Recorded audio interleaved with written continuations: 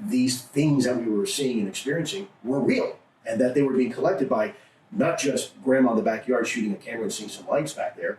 This is by trained observers flying multi-million-dollar weapon platform systems, sometimes over U.S. cities that we trust to fight and win wars on our behalf. And they're telling you they're seeing something.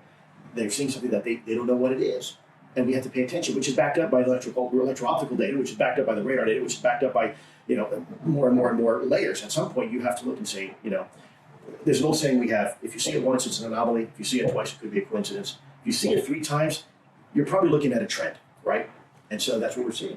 We tried to find those commonalities and bin those in what we now know as the 5 observables, that have come out as the 5 observables. And that has helped us really focus in on collecting the data pieces that are very important, or the pieces of data that we don't have yet. The 5 observables: positive lift or anti-gravity, the ability to fly without the apparent means of propulsion or lift. If you want to defy the effects of Earth's gravitational force, the way to do it is with either a propeller to mechanically displace air, jet engine to compress air, or a chemical explosion like you would have in a rocket. Yet here are things that are able to seemingly effortlessly defy Earth's gravitational force and maneuver in ways that are complete contrary to anything that we would presume should be able to fly. Sudden and instantaneous acceleration, the ability for a craft to reach a high rate of speed in a short amount of time. We're seeing objects that are doing 50, 100, 200 plus G-forces.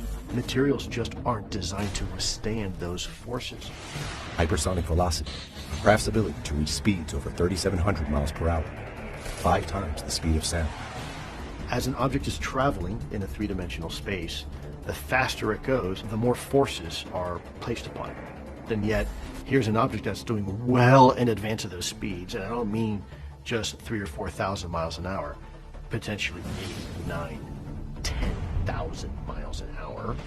Low observability, a craft's ability to conceal itself from any kind of radar. You're looking at an object that you should be able to detect very clearly, and yet when you look at it with the naked eye, it's opaque and kind of blurry, not well defined, not really sure what I'm looking at. Other times it looks like it's jamming. Some of the best radar systems that we have in our inventory. Transmedium travel, a craft's ability to seamlessly move through space, air, and water. Everything we build is purpose-specific for its environment. A plane looks like a plane, has wings, has engines, has a rudder, has a nose, because it has to be aerodynamic. Yet here's an object that can operate just as easily in atmosphere, in space, and potentially even underwater, and yet it doesn't change its design characteristics. What type of technology could allow that? Any one of these, mind you, would be an absolute game changer for any foreign adversary to have. Just one of them, it would be a game changer. And yet, here we have things doing all 5.